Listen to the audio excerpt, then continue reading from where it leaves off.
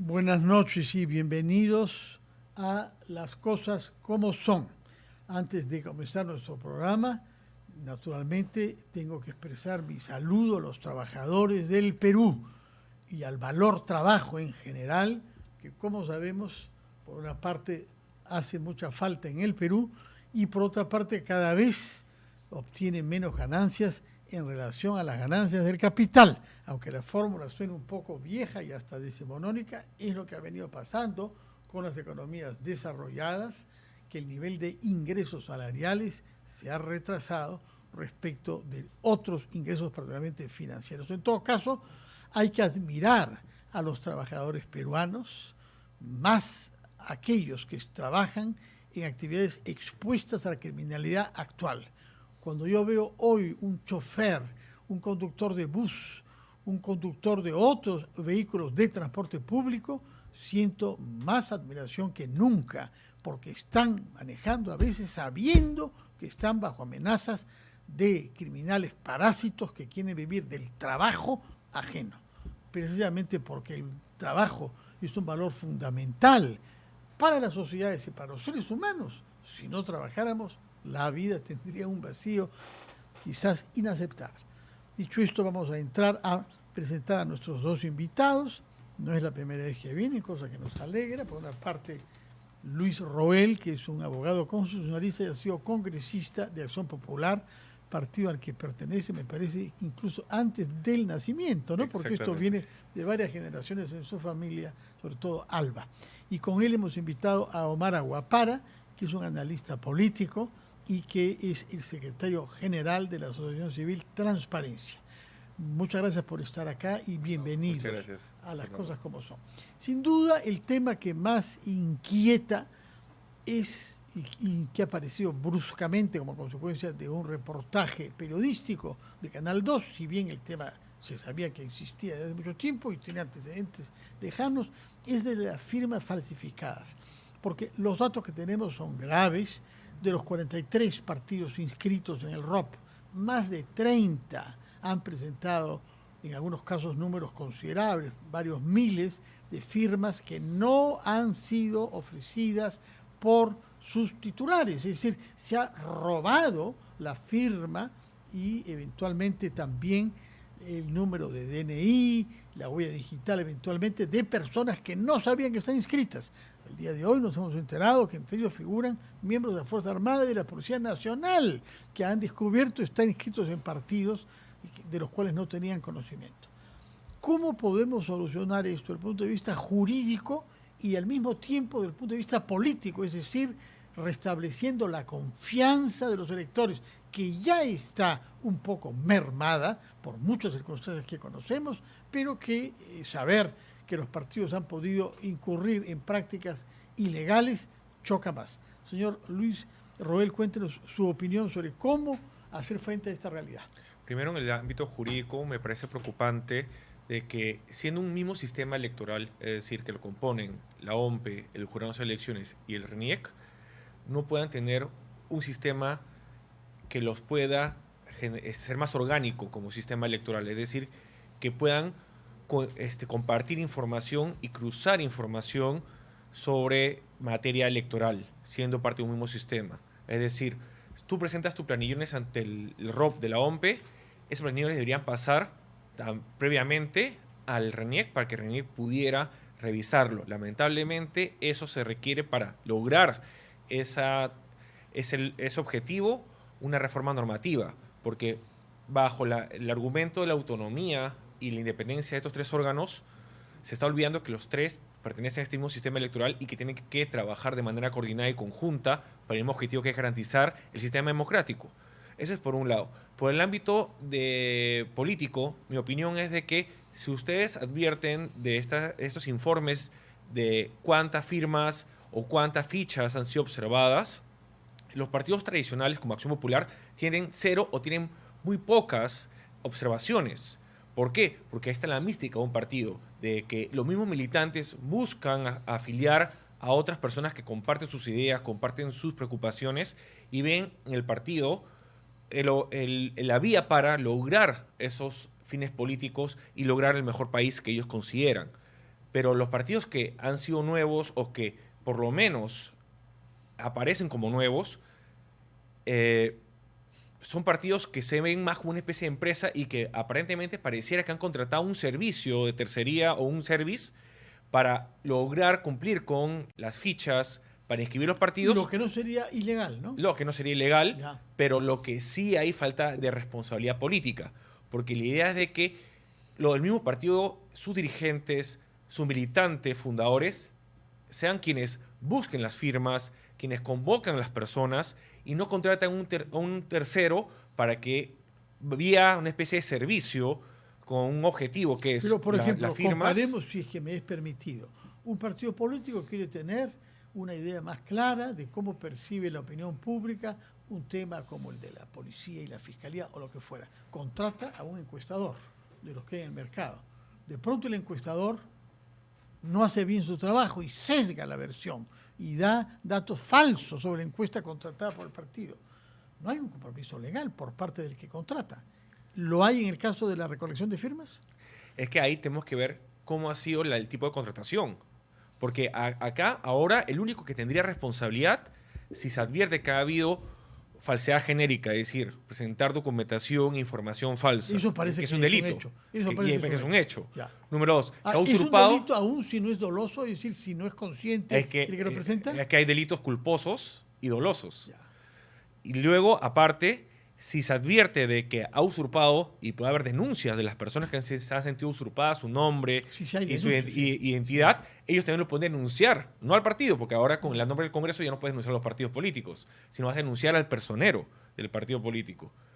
Esta persona lo que podría hacer es, en base al contrato que haya hecho con estas empresas o personas naturales que han ofrecido este servicio de recolección de fichas, es, por si acaso, yo tengo un contrato, la responsabilidad, si puedo, como tú dices, lo puedo asumir como culposa, puedo luego denunciar a esta empresa o a esta persona que hizo las fichas, que me ha engañado, que me ha estafado y más bien que ha hecho que yo cometa el delito. Y ahí sí sería doloso por la otra parte.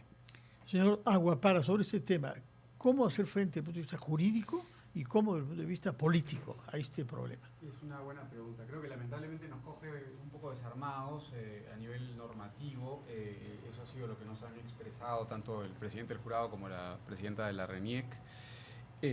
Hay dos partes, creo que acá importantes. Uno es el propio proceso, ¿no? La forma en que hemos estado acostumbrados a registrar las firmas de presuntos afiliados a partidos políticos. Esto se trata de mecanismos que existen hace 30, 40, 50 años, creo que es el uso de la firma manuscrita y la verificación manual al ojo de estas firmas. La RENIEC había propuesto, y creo que hay un proyecto de ley en el Congreso aprobado en primera votación en marzo de este año, de que se incorporen elementos biométricos para la comprobación, la verificación de estas. Si yo para este consultar proceso. mi celular no tengo ni poner clave, ven No. mis ojos y ya, entre usted, señor, usted es el titular. Sí. ¿Por qué lo que usamos en 40 millones de celulares que hay en el Perú no se puede usar para registrar las firmas? Sí, lamentablemente. Porque no se votó esta ley en el Estamos Congreso. retrasados en ese sentido. Hubo también un tema de competencias, esto creo que estaba en el ámbito del Jurado Nacional hasta el 2019. Luego se firmó un convenio con RENIEC, pero recién en el 2024. Entonces es un poco lo que hablaba Luis de que no hay un diálogo fluido, creo que entre las instituciones, entre las tres patas del sistema electoral. ¿Puede resolverse? Sí, ya nos cogió con el pantalón abajo de alguna manera porque nos ha desnudado las falencias de este sistema. Un número muy grande de partidos políticos se ha encontrado un proceso irregular. No sabemos, no podemos profundizar de repente en los términos, en las acusaciones, pero hay bastante evidencia de que no se ha seguido procedimientos correctos.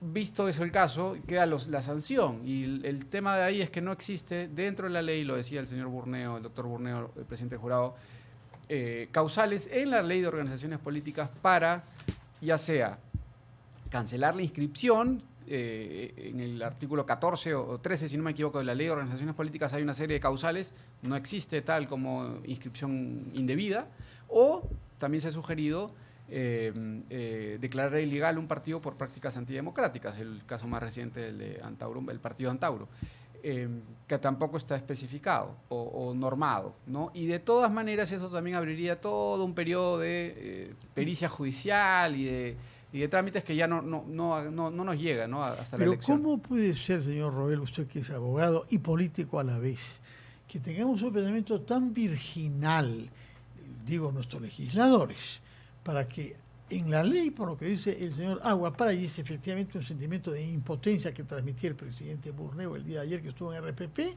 no se haya previsto lo que, como se ha recordado acá, es una práctica que sabemos que existe hace mucho tiempo. ¿Cómo es posible que definamos un marco normativo en función del cual no se pueda sancionar esto? Y ahí justamente viene el problema de que acá tanto el jurado de elecciones como la OMPE, como RENIEC, tienen la posibilidad de proponer leyes, de presentar iniciativas legislativas, en el sentido de que ellos también son órganos técnicos. Así como muchas veces yo he comentado, ¿no?, que el Ministerio Público y el Poder Judicial tienen la posibilidad de presentar iniciativas legislativas porque ellos son los técnicos en la materia de sistema de justicia, persecución penal y demás. También estos órganos, al conocer sus falencias, deberían proponer normas. Claro, este Congreso dudo mucho que se ponga las pilas o que haga caso, porque es más reactivo que propositivo. Este Congreso es reactivo. Aparece un problema salvo para algunas cosas que a ustedes les interesa y que saben organizarse. Claro, digo, durante la noche y durante el día. Cuando te les interesan algunas cosas, sí. Claro, yo decía más en el sentido del interés general. Sí. No, cuando son intereses particulares, este Congreso legisla inclusive con un plan. Cuando vemos que son temas que es de interés general, como no es sabemos las elecciones. Si es que también no compran firmas, pero buscan también algunos proyectos de ley en algunos gabinetes de abogados, ¿no? Es posible. Es posible. Lamentablemente en este Congreso todo es posible. Inclusive podría haber un proyecto de ley que digan que los chanchos vuelan y este Congreso, si tiene intereses particulares, lo aprobaría.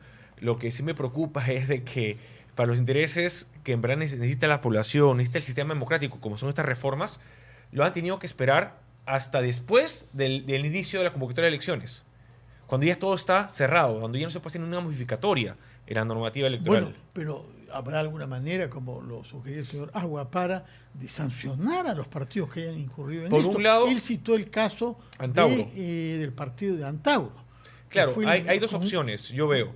Primero, sancionar a los personeros y que los personeros luego también, dentro del proceso penal o de la denuncia penal, investigación penal, también puedan denunciar a los que han hecho estas prácticas dolosas.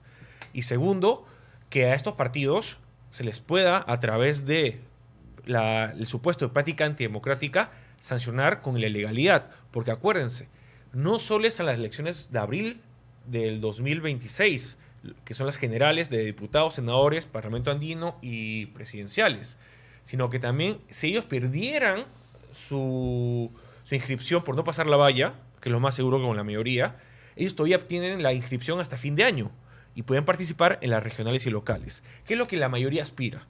Lo que se podría hacer es, si bien puede demorar, en el caso, como pasó en el caso de Antauro, que demoró casi un año en ver este tema en primera y segunda instancia, y luego, claro, la parte administrativa ya en el jurado, en las elecciones, lo que se podría hacer es iniciar el proceso para que, si bien van a postular en abril, no puedan postular al ser declarados ilegales en octubre, que son las regionales y locales, que es lo que la mayoría de estos han aspirado o están aspirando. De esta manera generas un precedente de quienes utilicen estas fábricas de fichas no vuelvan a utilizar estas malas prácticas antidemocráticas e ilegales. De acuerdo. Su opinión sobre este tema, señora Aguapara, ¿cuál es el margen de acción de las instituciones? Es bastante pequeño. Ya convocadas las elecciones no se le puede ni siquiera suspender a una agrupación política, por ejemplo. Queda un poco la ruta que sugiere Luis, pensando ya no en la elección general, sino más bien en la elección subnacional de octubre.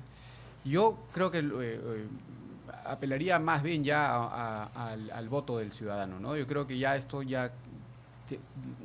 por el contexto, por la situación, por el tiempo en el que nos encontramos, apelaría un poco más bien a que la ciudadanía esté atenta y note la diferencia entre aquellos partidos que han hecho la tarea y aquellos que han preferido tomar atajos, de alguna manera. Porque es una mala señal, ¿no? Un partido que no llega bien a la fiesta democrática, de alguna manera, es un pésimo presagio de lo que podría ser de llegar al poder, de cómo se comportaría una vez en el poder. Y eso debería ser un marco de referencia para ciudadanos que estén pensando en su voto, ¿no? Y creo que esa sería una solución, lamentablemente, ante la ausencia de una normativa y ante la ausencia de procedimientos tecnológicos, queda el voto de los ciudadanos en las urnas. Otro tema sobre los cuales yo quiero pedirle su opinión, que tiene que ver con las elecciones eminentemente, es el debate que hay respecto de si deben o no establecerse en las normas el derecho de los movimientos regionales a participar en las elecciones. Ha habido un cruce de palabras entre el presidente de la Comisión de Constitución, el señor Rospigliosi, indirecto, pero cruce, y el señor Braco, Freddy Braco, que es el presidente de la Asociación de Movimientos Regionales, ¿no? El señor Rospigliosi han dicho que se han sentido amenazados por un documento que les ha hecho llegar y la asociación, advirtiendo que presentaría una demanda constitucional contra los congresistas que insistan, fuera del marco del tiempo, según el señor Braco, en insistir con esta prohibición. Su opinión sobre el tema de fondo y también sobre el tema legal, que parece que se ha hecho camino. A ver, primero el tema de los movimientos regionales ya se sometió un momento en debate y no se aprobó. Se quedó una primera votación de reforma constitucional y la segunda no se logró y se archivó. Y eso es 87 votos. 87 votos son dos procedimientos. Sí. O son dos votos de 87 y en dos legislaturas diferentes para que se apruebe solo y exclusivamente por el Congreso, o mayoría absoluta en una primera votación y luego a referéndum. Se optó por la primera, no se logró y bueno, ahora tenemos que los movimientos regionales pueden participar. Pero es más, por ese tema de que se aprobó en primera votación y había una amenaza para los movimientos regionales, es que muchos movimientos regionales se convirtieron en partidos nacionales. Sus dirigentes entraron a partido. O sus dirigentes entraron a diferentes partidos. Mismo, sí. Exactamente. Entonces, creo que el Congreso, al haber generado también esta situación de que ahora tenemos 43 partidos, porque la mayoría de estos 43 partidos han nacido como movimientos regionales. Eso es un pie de página que quería hacer notar. Luego, sobre el tema de la denuncia constitucional que quieren, o que es la amenaza que ha presentado, no entiendo por qué el congresista Rospigliosi se asusta si una denuncia constitucional, tiene que tener una razón de fondo constitucional y los congresistas están protegidos por sus votos y sus iniciativas, entonces no tendría razón de ser. Se nota que ahí el congresista Rospigliosi le falta un poco de conocimiento de sus propias atribuciones y facultades. Pero él mencionó el tema, que no están sujetos a mandato imperativo en el voto que exactamente, emiten, ¿sí? pero si tiene temores porque uno está muy seguro o que tiene otras preocupaciones. Y sobre el tema de lo político, yo siempre he dicho que los movimientos regionales, en su momento, son hechos para una elección y luego desaparecen y luego no fiscaliza o no se puede fiscalizar a sus alcaldes o gobernadores regionales. Mientras que un partido nacional tiende a tener una idea de que perdura más en el tiempo y que sí se le puede reclamar a sus dirigentes, se le puede reclamar al partido.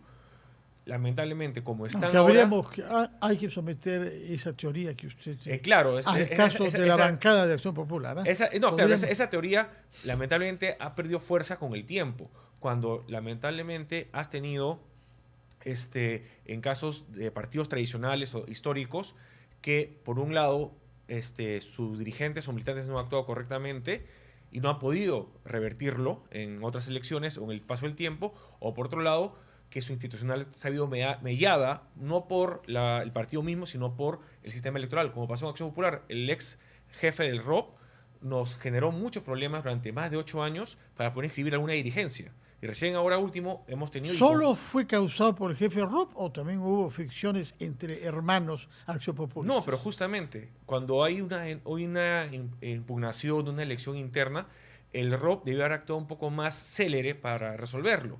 Y el ROP se demoraba años, cuando inclusive ya pasaba la dirigencia, sus 2 años de dirigencia, ya no había sustracción en la materia. Yo lo que recuerdo lamentablemente durante esos 8 años es que algunos dirigentes me decían, prefiero que desaparezca el partido antes de que gane ese compañero. Compañeros, es que... Correligionario. Correligionario en Acción Popular. Compañeros en otra parte. Pero de manera que yo creo que el ROP no es el único factor. Por eso, claro, por eso yo digo eso mismo. Yo creo que entre los partidos se fortalezcan más en la interna y el sistema electoral los coadyuve a lograr ese fortalecimiento. Estas situaciones de que aparezcan los movimientos regionales puede ser tal vez un tema de que ya sea responsabilidad del electorado y que sean los partidos nacionales los que se sobrepongan y ganen en las contiendas electorales. Bueno, ojalá, es lo que decíamos todos. Su punto de vista sobre el tema de la participación o no de movimientos regionales en las elecciones.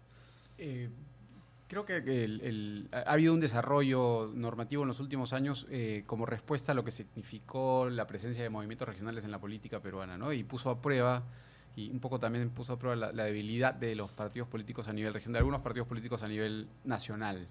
Y ese vacío fue llenado por estas fuerzas.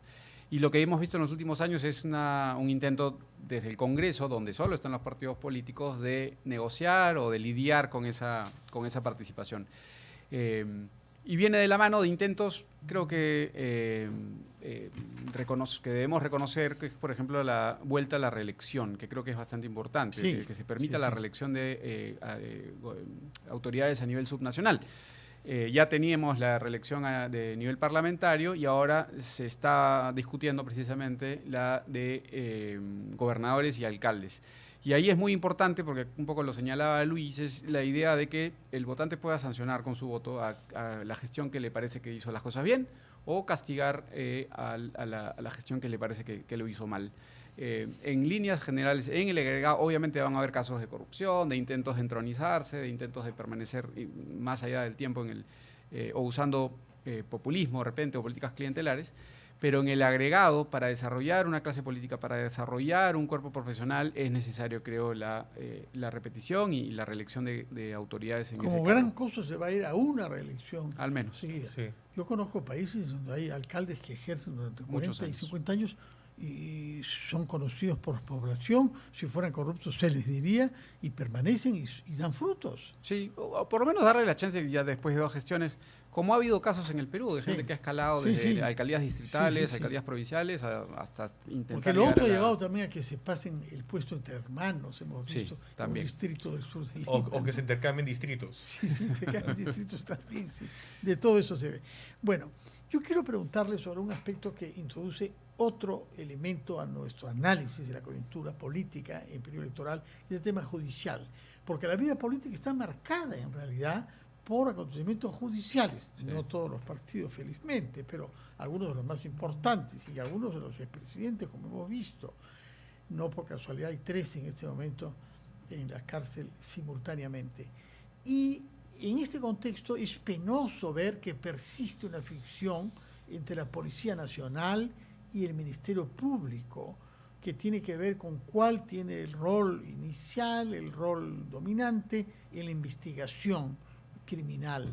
Y esto no ha sido dirimido, como hubiera sido deseable, por el Tribunal Constitucional. Esta mañana hemos recibido al defensor de la policía en ampliación de noticias y él se ha referido de una manera sumamente dura contra el actuar del Ministerio Público respecto a la detención de 16 personas en Ate. Escuchamos al fiscal que nos dijo que todo ese operativo era humo, que no habían presentado en la policía argumentos para detener. Entonces, es penoso que la opinión pública sea testigo de esta discusión a través de un medio, en este caso, sobre un tema crucial, porque si no hay unidad en las entidades del Estado, pues estamos beneficiando a los criminales y perjudicando a los ciudadanos. ¿Cómo explica usted este fenómeno y cómo resolverlo, señor Roel? A ver, yo creo que, como bien se señala, el Tribunal Constitucional tiene que, porque todavía hay una demanda de inconstitucionalidad sobre esta reforma que hizo el Congreso de darle toda la facultad de investigación de los delitos inicial a la Policía Nacional del Perú, volviendo un poco a los 90s. Pero esa demanda, yo espero que zanje de una manera clara hasta dónde llega la competencia del Policía Nacional del Perú cuando se ve un delito y cuándo debe ser la del Ministerio Público, y que esas reglas y competencias estén debidamente establecidas y clarificadas por el Tribunal Constitucional. Porque si el Tribunal Constitucional da una sentencia en donde no deja la misma ambigüedad que ahora tenemos, los conflictos van a seguir apareciendo entre estos dos entes que deben trabajar de manera conjunta para un objetivo común: el orden público, la seguridad ciudadana. Lamentablemente, lo que vemos es, por conflictos entre sus titulares, que seamos sinceros, que hay entre el Ministerio Público, la Fiscalía de la Nación y la Presidencia de la República, que es la que dirige el Ministerio del Interior y es la jefa de la Policía Nacional también, según la Constitución, es la que genera estos conflictos por parte de sus titulares. ¿Y quiénes pagan los platos rotos? Los ciudadanos de a pie. Justamente, hoy que estamos en el Día del Trabajador, los trabajadores que trabajan día y noche para llevar un plato de comida a sus casas y que lamentablemente no saben si van a volver. ¿Por qué? Porque tenemos la inseguridad y los órganos estatales, los órganos públicos que son parte del sistema de justicia, no trabajan de manera coherente y coordinada. Señor Aguapala, sobre ese tema. Sí, es lamentable. Esperemos que el tribunal se pronuncie, que se zanje este tema, ¿no? Esto pues, se origina en una ley del Congreso. Lamentablemente nosotros identificamos esta ley como una de las leyes que debilitaba un poco la lucha contra el crimen organizado. Nosotros sacamos un informe el año pasado.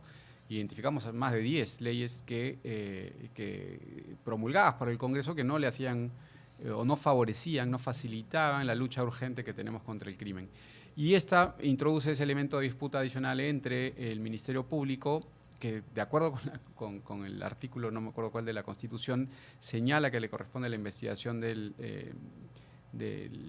delito, y entra en colisión con las funciones de la policía, ¿no? Yo creo que esto debería ser visto como un trabajo en equipo, más bien como un trabajo en conjunto, idealmente, pero se enmarca de nuevo dentro de esta lucha más superficial, en el sentido de que va por encima del verdadero trabajo en la cancha, de las diversas instituciones del Estado colisionando entre ellas, ¿no? Hay una frecuente lucha entre el Congreso y el Ministerio Público, hay una frecuente lucha también entre la policía y el Ministerio Público, y ese es algo que en realidad para el ciudadano de pie no tiene una explicación, no tiene ningún sentido, porque lo que está terminando, lo que al final pasa es que el crimen organizado sigue avanzando, la extorsión sigue avanzando, el sicariato sigue avanzando.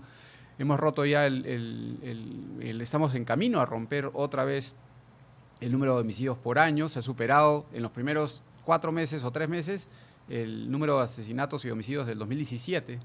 Y no vemos una respuesta, no vemos una solución a la vista, lamentablemente, y nada indica que estas luchas intestinas colaboren para ese fin, ¿no? Efectivamente, en ese punto creo que estamos de acuerdo todos. Yo quisiera comprender qué previsiones están haciendo ustedes a la luz de la normativa electoral y del número de partidos sobre los resultados. Yo no les pregunto quién va a ganar, sino cuántos partidos pueden pasar la valla. Una pregunta tan simple como eso. Si un partido va solo y no saca 5%, no tendrá representación parlamentaria. Bueno, este fin de semana se da el plenario en Acción Popular, donde vamos a dar inicio a lo que son el debate y aprobación de las reglas de las internas. En esas reglas internas no solo se va a aprobar cómo va a ser el procedimiento para estas elecciones, cómo va a ser la elección de los representantes, tanto a Cámara de Diputados, Cámara de Senadores y el Parlamento Andino y la Presidencia de la República, sino también ver si va a haber invitados, si se va a establecer invitados, en qué puestos de las listas van a estar estos invitados, cuáles van a ser las características de estos invitados, y vamos a ver la mejor manera de que de esta forma el partido se fortalezca. Claro que hay dos posiciones del partido, no sabe usted cuál es mayoritaria, respecto de invitados sí, invitados no. Yo creo que frente a la situación de que la gran mayoría ha concordado de que, y es lo que se va a aprobar también, de que vamos a ir sin alianzas, la posibilidad de incluir invitados que fortalezcan las listas aumenta también en cuanto a la preelección de los militantes. ¿Podrían invitar a cualquier persona que no sea afiliada en Acción Popular, siempre y cuando no lo haya estado en otro partido, al menos durante los últimos 12 meses? Justamente, esas reglas que están, no solo en la normativa electoral, sino también nosotros consideramos de que no solo hayan estado militando en otros partidos, sino otros partidos si han militado, que tal vez tengan la misma trayectoria democrática de Acción Popular. No que contradiga nuestra línea partidaria o ideológica, que eso sería lo ideal. Y también, aparte de ello, vamos a establecer en esas normas cuándo va a ser la convocatoria de las internas y cuándo se va a elegir. Porque nosotros tenemos la perspectiva de que sí, no solo vamos a pasar la valla, sino que podemos pelear, entrar a una segunda vuelta. De acuerdo. Ahora, ¿qué modalidad van a adoptar, o si no lo han hecho ya, para elegir a los candidatos? Aquí hay también justamente un debate. Acción Popular ha tenido siempre la tradición de un militante, un voto. Sí. Esa ha sido siempre la elección, inclusive la elección interna, donde luego me eligen a mí, me honra con participar en las elecciones de complementarias, fue por militante, un voto. Pero ahora con las nuevas normas electorales que se aprobaron posteriormente, donde exigen un alto porcentaje de militantes que voten en las internas, se va a hacer un poco más complicado. Claro, no imposible, pero sí más complicado lograr a ese objetivo. Porque, por ejemplo, si nosotros tenemos aproximadamente, y hemos superado 250.000 afiliados, porque ahora que han ingresado 31.000 aproximadamente, tenemos casi 280.000 afiliados, casi 300.000. Estos 30.000 que han entrado, ¿de dónde viven? ¿Quiénes son? O sea, a nivel nacional. Pero deben haber algunos Bastantes bolsones. No, más que bolsones hay. En Lima hay varios, pero también hay varios en provincias, porque Acción Popular se ha reactivado en provincias. ¿Cuáles provincias? Por ejemplo, tenemos en La Libertad, tenemos también en San Martín y otros. Tenemos también... San Martín han tenido siempre. Por eso mismo, pero casi una base de la hemos nuestra, reactivado ¿no? esas zonas. Ya. Y esa es la importancia de que Acción Popular se reactive. Y con eso, ¿qué genera? Que tenemos más militantes. Y militantes que nos suman orgullosamente a la cantidad de afiliados, pero que también nos genera una responsabilidad frente a las normas electorales. Que si tenemos, por ejemplo, casi 300.000, tenemos que cumplir casi 30.000 votantes en las internas y militante un voto. De acuerdo.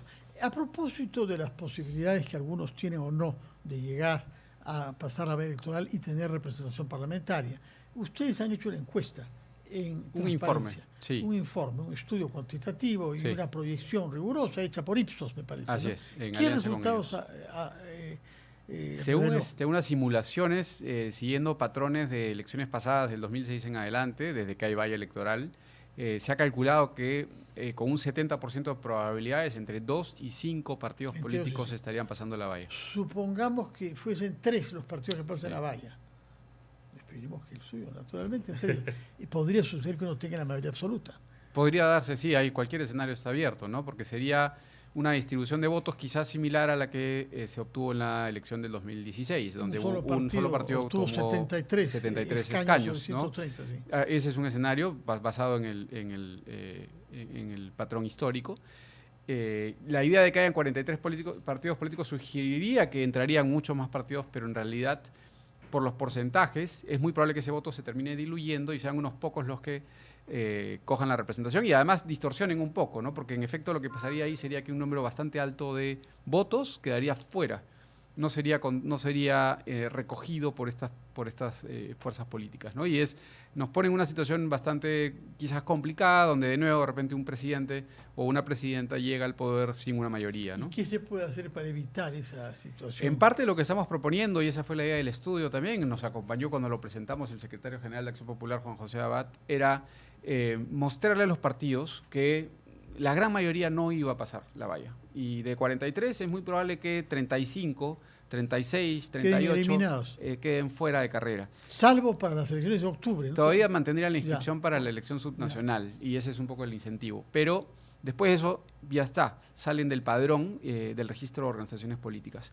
Y la idea es, no solo pensando de manera pragmática en la elección en sí, de que les conviene, es un incentivo para ellos aliarse con otras fuerzas políticas, sino también pensando en la gobernabilidad, de que si ganas, si llegas al poder siendo presidente o ocupas una bancada en el Congreso, es necesario también actuar en conjunto con otras fuerzas políticas.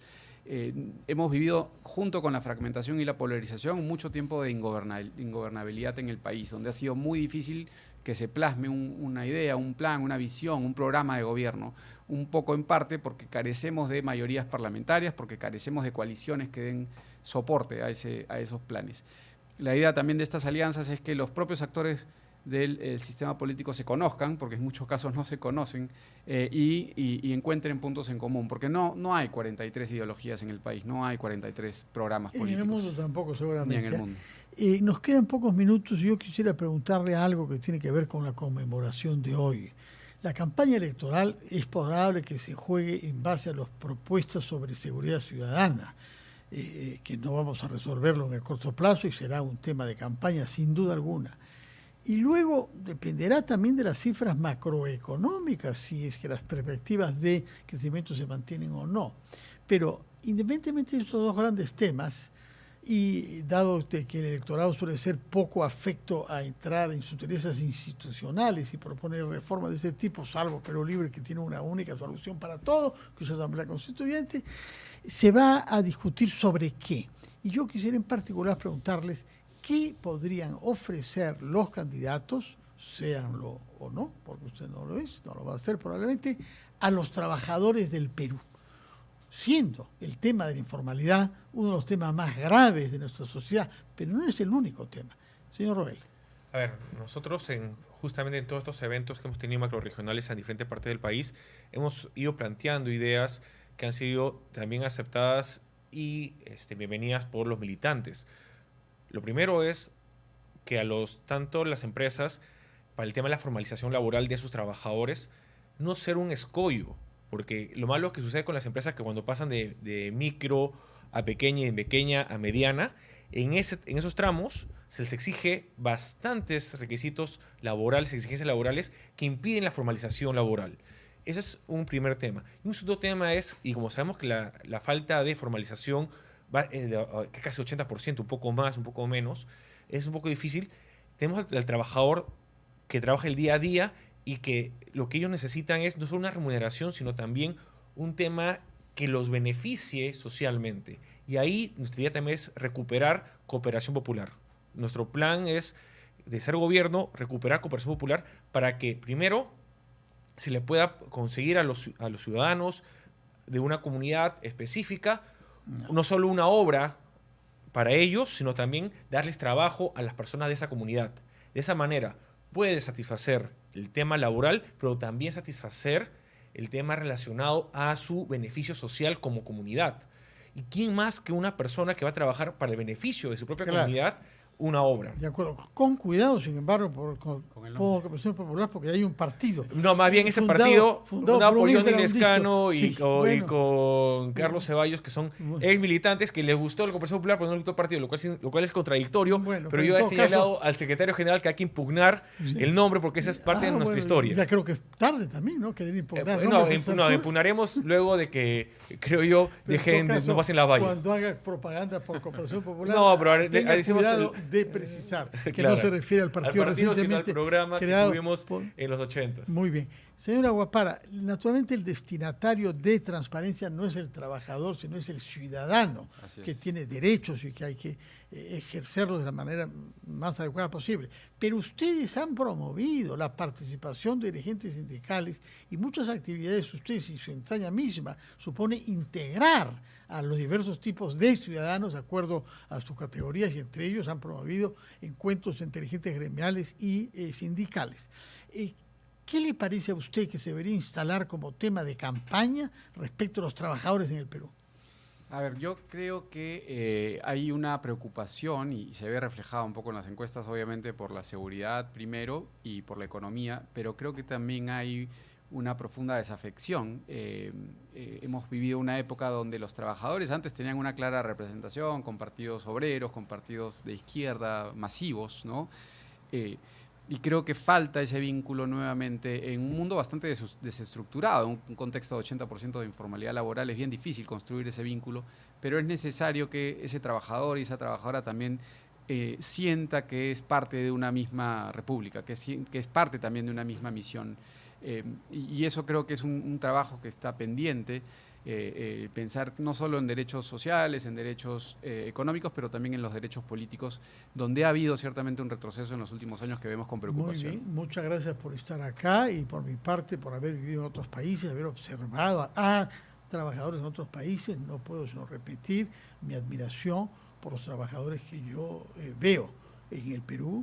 Trabajan más que en otros países y ganan menos. Y eso es una mala ecuación, de manera que exhorto a todos los partidos a tener muy claramente presente esto, que el esfuerzo, que el mérito de los trabajadores, la agricultura, la industria, el turismo, los servicios, etcétera, la seguridad, sea recompensada de la mejor manera posible. Preciso para eso que entré hace poco en un congreso a una máquina de inteligencia artificial a la que le pregunté por qué no hay progresos en la lucha contra la criminalidad. Y una foto con unos ojos muy bellos y muy móviles y unos labios perfectamente articulados con lo que decía, dijo, 3 razones. Es un país donde hay mucha desigualdad social. En segundo lugar, es un país donde hay mucha corrupción. Y en tercer lugar, donde no hay suficiente presupuesto para la inteligencia policial. Eso no me contestó la inteligencia artificial. un amigo que estaba ahí me dijo, la inteligencia artificial es caviar. En fin, me abstengo yo de comentarios. Muchísimas gracias por su presencia acá en día feriado. Que lo pasen bien y que saludemos todo el esfuerzo de los trabajadores por sacar adelante a sus familias y desear lo mejor para el futuro de nuestros hijos. Muchas gracias por su presencia. Gracias, Fernando. Un Muy gusto. buenas noches. Hacemos una pausa y retomamos las cosas como son.